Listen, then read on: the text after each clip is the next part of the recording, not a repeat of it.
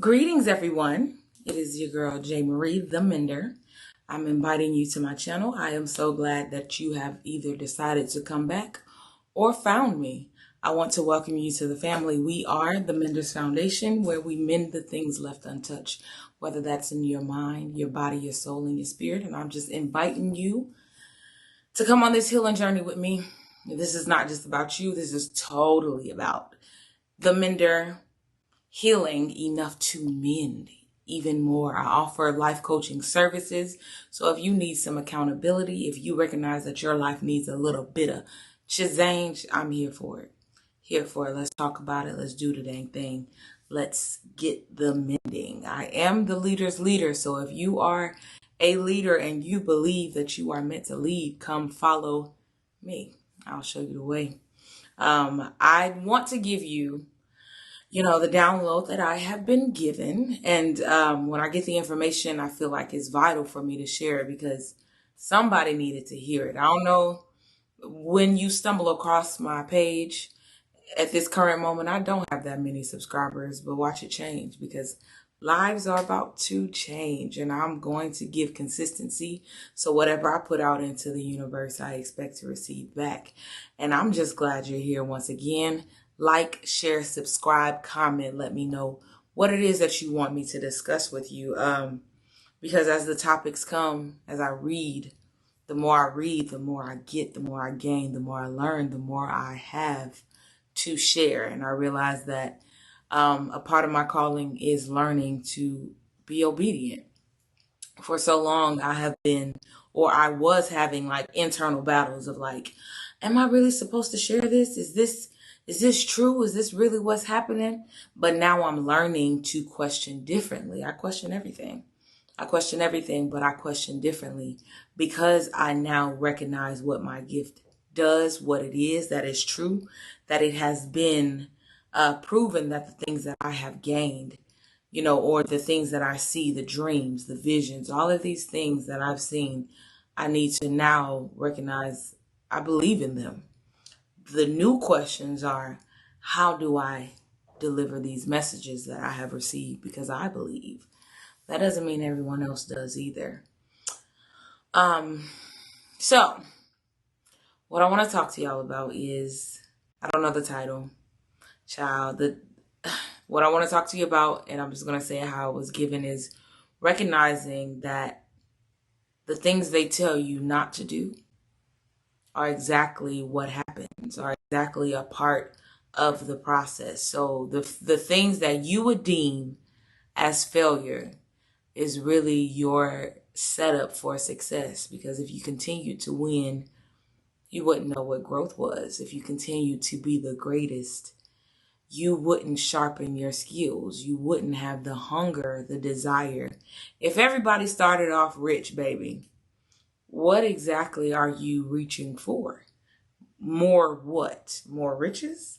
I feel like I was in one of my classes and I was talking to he was lecturing, the historian, the class that I was in, he was lecturing, and he said, it seems like a lot of people's dying wish or their life goal is to be rich. And the thing is, we will go about our lives trying to obtain that goal. But what if everything in between this process is so necessary for you to get there? And the truth is, a lot of us don't. And if this is the belief that you have for yourself, I want you to hold on to it.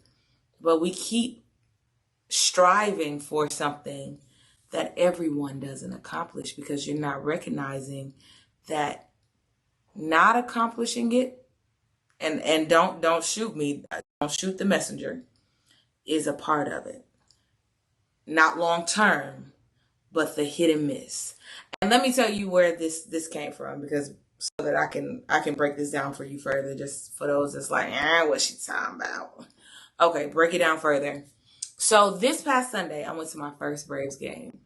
Y'all, I didn't know baseball was a vibe. I didn't know it was legit vibe. It was people that literally come out and support the game And everybody tells you that it's a slow game. Like, it's slow. It's slow. Like, and for us in this microwave generation, in this microwave lifestyle, we want things to come, just a little bit faster. So let's get into what I mean when I say that there are certain things that are a part of it.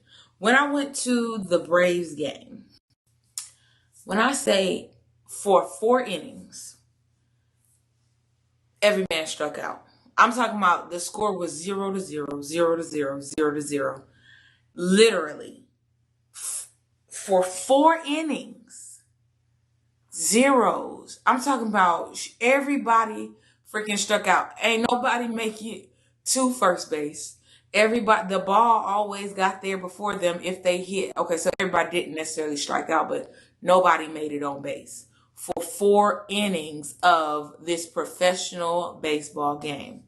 And this is the thing. When you first learning to play the sport, what they tell you is don't strike out. Don't strike out. Don't strike out. The goal is not to strike out. And I mean, you growing up as a kid and all that, if you ever played the sport, or if you played any sport, shoot, if you at any level of a competitor, you striking out or doing exactly what they told you not to do made you kind of feel this sense of defeat. It made you feel like another level of, dang, I didn't do what I was supposed to do. I let my team down. This. All of these thoughts that you process naturally because you did exactly what they tell you you shouldn't do. And that's the thing. When you recognize that something is a part of it, it makes it that much easier for you to do it. They struck out, but they knew that their next time in rotation would give them another opportunity to hit a home run. And y'all, number 20 freaking hit a home run. He struck out. He struck out. Genuinely struck out. But when his opportunity came, he freaking hit a home run. And we got $5 off at the concession stand. Yeah. You know what I'm saying? But I just want y'all to know, like, even when I go to teaching people how to skate, because I be skating, I be trying to get down, do my thing. I'm a swag skater. Skating is my form of therapy. But so any chance I get, I bring somebody child with me and we go skating. But the thing that I help them with the most, there's always this fear of falling. So in skating, the goal, okay, it's not to fall. But when I'm teaching a kid, I tell them it's okay to fall. Because you fail, you did a good job because you tried. It is okay to fall. Me telling them that it is okay to fall removes the fear of falling. It is okay to fall. It removes the fear of falling, because when you fall and you let go of the embarrassment, you let go of the expectation of not falling, because once you learn that this is a part of it, you start to do things differently. You start to operate differently. My niece child, when I took her skating and she recognized that falling was natural and she no longer had those cries that you throw your head back, open your mouth and snot start coming out. From falling, she didn't do that anymore, because she now knew that in skating, falling was a part of it.